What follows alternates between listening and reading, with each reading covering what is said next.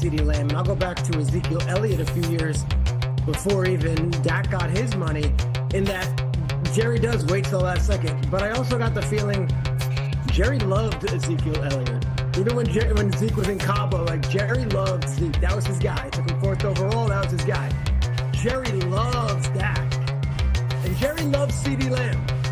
I don't get the feeling Jerry Jones loves Micah Parsons. At no point over the last 12 months has there been any sort of roses, flowers, bouquets thrown his way, or any confidence that you get that this relationship is something that is akin to those other ones. I get the feeling that he felt he had a deal with Micah Parsons, maybe against his better judgment, because I didn't even feel like when we were hearing that there was some great fondness for the two. I don't think he respects the agent. I don't think he respects hearing about the agent. I certainly don't think he respects hearing us on ESPN all day saying how great the agent is. And I think Jerry's a businessman. He wants to win this one. So I don't think this is as clean as, you know what, 11:59 a.m., kickoff weekend, Adam Schefter's going to come on and say, breaking news, Micah agreed, and everyone's going to say, yeah, we knew. I think this one gets a little hairier, and this might not be the only time both sides are talking out publicly about each other. I hear both of you. I just think that Jerry Jones loves sacks, and I think that Micah Parsons loves money. And I think that that's what it's come down to for both of them. Swaggle, you were talking about the idea of negotiations and, like, is this just a negotiation tactic, the idea that he put out the trade request? I say absolutely yes. Anything that is done in public is a negotiating tactic. You don't say that you want to be traded if you actually do.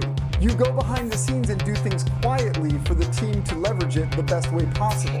In this case, to me, this says, I do want to be here, and I want you to pay me so that I don't have to leave. And Jerry Jones is saying the same types of things. I just believe that ultimately it will get done at the end of the day. Maybe I'm being too naive about this. I just think that one person in Jerry Jones loves production, and I believe that one person in Micah Parsons loves money, and that's what gets this done. Well, we'll see if he can do business as usual, speaking of Jerry Jones. And it's really too bad, because if this wasn't an issue, we'd be talking all about Dak coming back, getting a receiver on the other side of CeeDee Lamb. I mean, this narrative would be completely different. All right, let's talk about the team that they are scrimmaging against here, the Rams, because they actually had a signing today. JD, what happened? Yeah, Kieran Williams, the running back, signing 3 years, $33 million, which is a really big deal for the Rams, but it's also a big deal across the landscape of the NFL. This is obviously important, especially when you see $23 million guaranteed. Again, very important for this Rams team. But we can also flip this over to what is happening in Buffalo right now with James Cook as an unexpected holdout from practice, a hold-in at training camp to the surprise of Brandon Beane.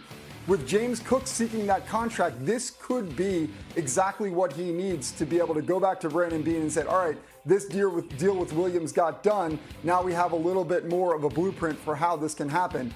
I think this made Williams the 7th paid, highest paid running back. We're not talking about any kind of like market setting deal here. So this kind of helps everybody understand where the market is. We'll see. Maybe this allows Cook to get his deal done as well. Yeah, he had triple the touchdowns last season that he did the year before, 6 the year before, 18 last year. So we'll see if Williams helps to set that market. Meanwhile, another joint practice going on today between the Colts and the Ravens. Now, Lamar Jackson was excused from practice yesterday, but he was there today.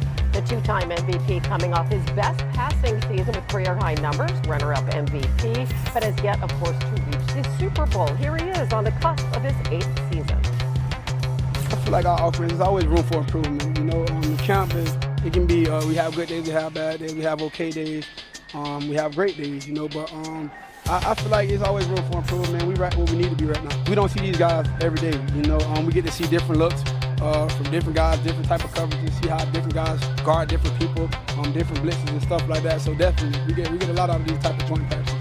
And when it gets going for real, they're going to be tested early and often. The Ravens open the season where last season ended for them in Buffalo. Then in weeks 3 and 4, they play the Lions and the Chiefs, who each ended last year with 15-2 records. And then in weeks 5 and 6, they face the Texans and the Rams. Each of those teams won a playoff game last season. So that's 5 playoff teams in their first 6 games, but we know that the Ravens have one of the most complete rosters, top to bottom, in the NFL. So, Schrags, are you confident that they can start strong with that schedule? Remember, they were about a millimeter shy of potentially beating the Chiefs in week 1, and then they lost to a good team in week 2, and they bounced back. And by week 3 last year, they blew out the Bills on national TV, and we're like, all right, Derrick Henry's getting settled. I have no doubt that this Ravens team is going to come ready to play. I also have no doubt that they are going to be a better team out of the gates. There were a lot of new players getting adjusted. And even in that first game against the Chiefs last year, Justice Hill was the primary back for that first 3 quarters before they started getting Derrick Henry going. This year, no surprises. Derrick Henry's going to run the ball up everyone's gut in the first few weeks, and they got better on defense. I'm really interested to see what we get out of Jair Alexander this year. That is a player that a couple years ago we were talking about as potentially being the best defensive back in all of football. Played 4 games in 2 years, and suddenly he's looked at as this injury-prone red flag. They got him on 40 cents on the dollar about what he could be if he is healthy. And Jair's been talking big this offseason. So I look at this team. I think they really went all in with Jair. They went all in with DeAndre Hopkins. And they brought back so many key players. There is no excuse left. And right out of the gates, there should be no false starts. Yeah. I'm looking forward to seeing their start. Here's the deal, though. Like every team that the Ravens show up on their schedule, they saying, dang, we got a hell of a start to the season. Because they are one of those teams, like we looking at all of those teams that we have to play. Ultimately, it's going to boil down to the playoffs and how deep they can go, and can they get to a Super Bowl and have an opportunity to win one. And I know we're getting ahead of ourselves, but that's really how we look at the Baltimore Ravens through that prism. Will they get over the Patrick Mahomes hump like most teams in the AFC have to? Will they, the Cincinnati Bengals, we know their division. How good will Pittsburgh be as well? There's a lot of things that the Ravens can take week to week and not worry about the big picture. But we on TV. We work at ESPN for a certain reason. We in the preseason. We can talk about Super Bowl obviously being in the Ravens' future. And I think I don't think Lamar is going to feel good about having a good season or a good start. This team has put themselves in a position now where it's Super Bowl or bust. And I know everybody talks about that, but this team has been super close. AFC championships, deep playoff runs. Now it's time to get over the hump. The start will be great for positioning in the playoffs if they get it done, but nobody expects the Baltimore Ravens to be hurting coming out of week 6. Mark is 100%. It's like being Phil Mickelson in the Tiger Woods era. Like, it's got to be exhausting for them because they've got the Chiefs and Patrick Mahomes constantly. And honestly, the Bills are a similar sentiment when it comes to them, and to a lesser degree, the Bengals. It's all about just getting to the postseason for their chance at the champ. Like, I remember being in Buffalo and watching them, like, with all due respect, they deserved it. It was a great win when they beat the Chiefs at home, and everybody acted like this was their moment. When it was the regular season, it didn't matter. It did not matter. And like, it's the same thing for the Ravens at this point. They need their chance at the champ in the postseason. And all due respect, everything they do in the regular season is nice. But they could go 17-0, and if they lose again in the postseason, none of it matters. Here's the thing. Do you guys know, they have not won multiple games in the postseason. You have to go all the way back to the year they won the Super Bowl in 2012. So just think about that. Wow. Yeah. And they're going to have a rookie kicker, too. Don't forget that. All right, we're just getting started on Knicks. He improved drastically throughout the season. In his first 7 starts, he had just a 45 total QBR, 6th lowest in the NFL, threw as many interceptions as touchdowns. Come on, the guy was a rookie, right? In his last 10 starts, that QBR jumped 21 points, plus his yards per attempt and completion percentage increased dramatically. He threw for 24 touchdowns over his last 10 starts, 4th most during that span. Seth Wickersham with more on how Sean Payton found his quarterback.